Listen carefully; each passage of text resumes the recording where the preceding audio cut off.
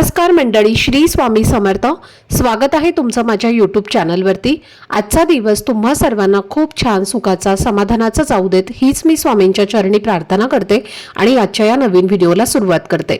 पण त्या अगोदर तुम्ही माझ्या चॅनलवरती जर नवीन असाल तर चॅनलला पण लगेच सबस्क्राईब करा आणि कमेंटमध्ये श्री स्वामी समर्थ लिहायला अजिबात विसरू. येत्या सोमवारी म्हणजेच 15 जून रोजी सोमवती अमावस्या येत आहे. हिंदू धर्मामध्ये या दिवसाला विशेष महत्त्व दिलं जातं. जेव्हा अमावस्या तिथी सोमवारी येते तेव्हा तिला सोमवती अमावस्या असं म्हटलं जातं. यावर्षी या अमावस्येचं महत्त्व आणखी वाढलं आहे कारण ती अधिक महिन्यामध्ये येत आहे आणि याच दिवशी अधिक महिन्याची समाप्ती देखील होत आहे. धार्मिक श्रद्धेनुसार अधिक महिन्यात येणारी अमावस्या अत्यंत पुण्यदायी मानली जाते.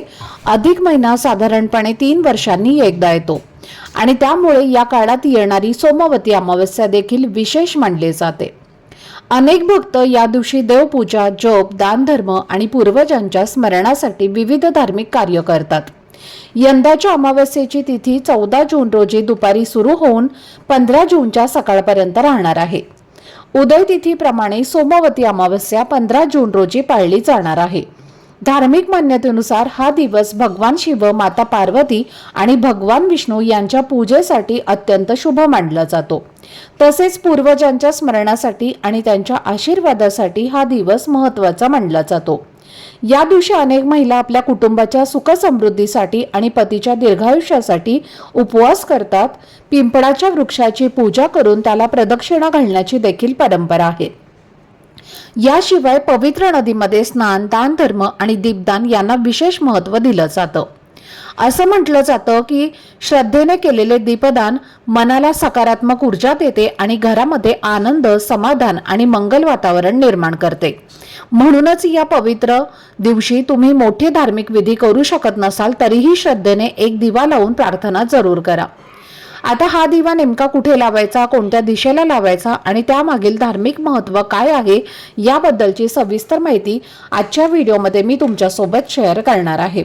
त्यामुळे व्हिडिओ हा स्किप न करता शेवटपर्यंत नक्की पहा जेणेकरून तुमच्यापर्यंत योग्य ती माहिती पोहोचेल. आणि तुम्ही माझ्या चॅनलवरती जर नवीन असाल तर चॅनलला पण लगेच सबस्क्राईब करा आणि बेल आयकॉनला सुद्धा प्रेस करा म्हणजे मी जेव्हा कधीही नवीन व्हिडिओज अपलोड करेन त्याचं नोटिफिकेशन सर्वात आधी तुम्हाला मिळेल आणि तुमचा एकही व्हिडिओ हा मिस होणार नाही. तसेच व्हिडिओला हाईप देखील द्या. आता आपण ज्या उपायाबद्दल जाणून घेणार आहोत तो उपाय सोमवती अमावस्येच्या दिवशी म्हणजे 15 जून रोजी श्रद्धेने करायचा आहे. हा उपाय तुम्ही सकाळी किंवा संध्याकाळी कोणत्याही वेळी करू शकता. जर सकाळी हा उपाय करणार असाल तर सकाळच्या वेळेत आणि संध्याकाळी करणार असाल तर दिवे लागणीच्या वेळी तुम्हाला हा उपाय करायचा आहे. या दिवशी केलेले दीपदान हे धार्मिक दृष्टिकोनातून अत्यंत शुभ मानलं जातं. अमावस्येचा दिवस हा अंधारातून प्रकाशाकडे जाण्याचा संदेश देणारा मानला जातो. त्यामुळे आपल्या जीवनातील अडचणी, नकारात्मक विचार, मानसिक ताण आणि विविध संकटांपासून मुक्ती मिळावी तसेच घरात सुख, शांती आणि सकारात्मक ऊर्जा निर्माण व्हावी या भावनेने हा उपाय केला जातो. विशेष म्हणजे अधिक महिन्यात तुम्हाला कोणतीही विशेष पूजा, जप किंवा सेवा करता आली नसेल तरीही चिंता करण्याची गरज नाही. अनेक वेळेला घरातील जबाबदाऱ्या, नोकरी, व्यवसाय आणि इतर कामांमुळे सर्वांना धार्मिक सेवा करणं हे शक्य होत नाही. अशा वेळी श्रद्धेने केलेले एक छोटेसे दीपदान देखील अत्यंत महत्त्वाचं मानलं जातं. धार्मिक परंपरेनुसार अधिक महिन्यातील अमावस्येला दीपदानाला विशेष महत्त्व दिलं जातं. अशी श्रद्धा आहे की भक्तिभावाने लावलेला दिवा घरातील नकारात्मकता दूर करून सकारात्मकतेचा प्रकाश पसरवतो आणि त्यामुळे मनाला समाधान मिळतं. घरातील वातावरण प्रसन्न राहतं आणि कुटुंबामध्ये आनंदाचे क्षण वाढवतात. अनेक ठिकाणी असं मानलं जातं की या दिवशी केलेले दान, सेवा आणि सत्कर्म यांचं पुण्य अधिक पटीने वाढून मिळतं. या दिवशी भगवान विष्णू, भगवान शिव आणि माता पार्वती यांचे स्मरण करून दीपदान केल्यास त्यांच्या कृपेचा लाभ मिळतो अशी श्रद्धा आहे. तसेच पूर्वजांचे आशीर्वाद मिळावेत आणि कुटुंबातील सर्व सदस्यांच्या आयुष्यात प्रगती, यश आणि सुख समृद्धी यावी या भावनेने देखील अनेक भक्त हा उपाय करतात. दिव्याचा प्रकाश हा ज्ञान, आशा, सकारात्मकता आणि ईश्वरी कृपेचं प्रतीक मानला जातो. म्हणूनच अमावस्येच्या दिवशी दीपदान करणं ही केवळ एक धार्मिक कार्य नसून मनामध्ये चांगले विचार जागृत करण्याचा आणि जीवनामध्ये सकारात्मक बदल घडवून आणण्याचा एक सुंदर मार्ग मानला जातो. आता हा उपाय करण्यासाठी सर्वप्रथम सकाळी लवकर उठून स्वच्छ स्नान करायचं आहे. देवघरामध्ये जाऊन तुम्हाला देवघर स्वच्छ करून आपल्या देवतांची भक्तिभावाने पूजा करायची आहे. पूजा करताना धूप दीप अगरबत्ती लावून घरातील वातावरण पवित्र आणि प्रसन्न बनवावे. त्यानंतर पूर्ण विश्वासाने या उपायाची सुरुवात करावी. जेव्हा तुम्ही हा उपाय करणार असाल तेव्हा सर्वप्रथम देवघरामध्ये रोजप्रमाणे लावला जाणारा दिवा प्रज्वलित करावा. देवांच्या चरणी नमस्कार करून त्यांचं स्मरण करावं आणि त्यानंतर तुम्हाला दीपदान विधी सुरू करायचा आहे. आता हे 33 पिठांचे दिवे कसे तयार करायचे तर बघा, घरातल्या स्त्रियांनी थोडंसं गव्हाचं पीठ घ्यायचं आहे. त्या पिठामध्ये थोडासा गूळ, तूप आणि तेल मिक्स करून तुम्हाला हे पीठ व्यवस्थित मळून घ्यायचं आहे. चिमूटभर हळद सुद्धा पिठामध्ये टाकायची आहे. मीठ अजिबात घालायचं नाही. त्यानंतर या मळलेल्या पिठापासून तुम्हाला 30 आपल्याला कणकेचे दिवे जे आहेत तर ते तयार करायचे आहेत. अगदी छोटे छोटे दिवे तुम्हाला तयार करून घ्यायचे आहेत. प्रत्येक दिव्यामध्ये तुम्हाला 2 वातींची मिळून एक लांब वात जी आहे तर ती ठेवायची आहे आणि त्यामध्ये शुद्ध गाईचं तूप किंवा तिळाचं तेल तुम्हाला घालायचं आहे आणि त्यानंतर तुम्हाला सकाळी किंवा संध्याकाळी हे दिवे प्रज्वलित करायचे आहेत. आता सगळ्यात महत्त्वाची गोष्ट म्हणजे या दिव्यांचं पूजन आणि संकल्प करायचा आहे. आता दिवे फक्त बनवून चालणार नाही तर त्यांची विधिवत पूजा सुद्धा करणं आवश्यक असतं.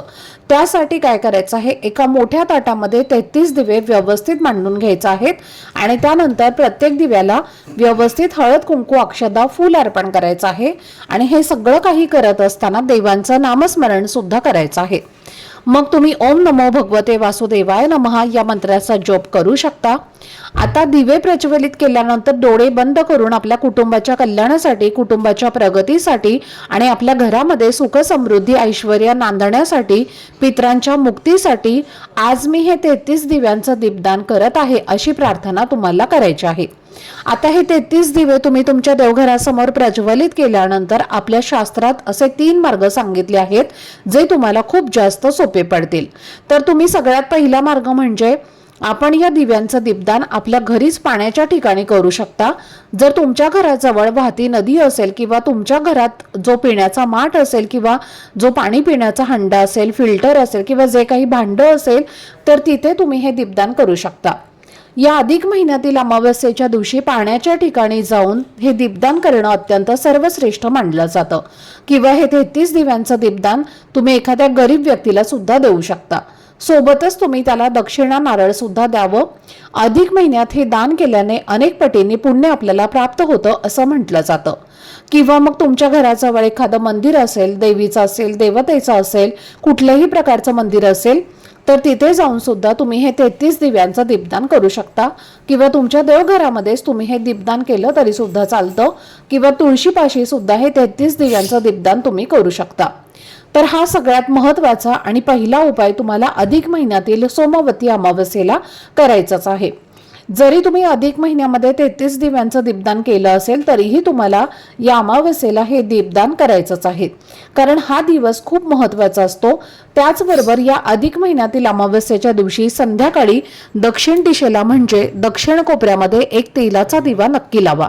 शास्त्रानुसार दक्षिण दिशा ही पितरांची दिशा मानली जाते, त्यामुळे तिथे एक दिवा लावावा. दिवा लावताना मनोभावे पितरांचं स्मरण करून त्यांचा आशीर्वाद घ्यावा. त्यानंतर दुसरा दिवा हा तुळशीपाशी लावा, कारण तुळशीला सुद्धा लक्ष्मीचं रूप मानलं जातं आणि तुळशीपाशी दिवा लावल्याने घरात सकारात्मक ऊर्जा राहते आणि माता लक्ष्मीची कृपा सदैव टिकून राहते. म्हणून तुळशीपाशी सुद्धा एक दीपदान तुम्हाला करायचं आहे. त्याचबरोबर घराच्या मुख्य उंबरट्यावर बाहेरच्या साईडने किंवा आतल्या साईडने डाव्या आणि उजव्या या दोन्ही साईडला 2 दिवे लावायचे आहेत. घराचा उंबरटा हा नकारात्मकता रोखणारा मुख्य रक्षक मानला जातो. उंबरट्यावर दिवा लावल्याने घरात सुख, शांती, समृद्धी ही प्रवेश करते. तसेच आपल्या पितरांचा वास देखील आपल्या मुख्य प्रवेशद्वाराच्या बाहेर असतो. त्यांना सुद्धा तृप्ती मिळते, मुक्ती मिळते आणि म्हणून तिथे सुद्धा एक दीपदान तुम्ही नक्की करा. त्याचबरोबर तुमच्या घराजवळ पिंपळ वृक्ष असेल तर पिंपळाच्या झाडाखाली सुद्धा एक दीपदान तुम्हाला नक्की करायचं आहे, कारण पिंपळाच्या झाडामध्ये सर्व देवता आणि पितरांचा वास असतो असं म्हटलं जातं। आसपास जर पिंपळाचं तुमच्या झाड नसेल तर काळजी करू नका, जवळच्या कोणत्याही मंदिरात जाऊन सुद्धा तुम्ही हे दीपदान करू शकता। आता जे 33 दिव्यांचं दीपदान तुम्ही केलेलं असेल तर दुसऱ्या दिवशी ते पिठाचे दिवे काय करायचे, तर तुमच्या घराजवळ जिथे कुठे पिंपळ वृक्ष असेल तर त्या वृक्षाखाली जाऊन हे दिवे तुम्हाला ठेवून घ्यायचे आहेत।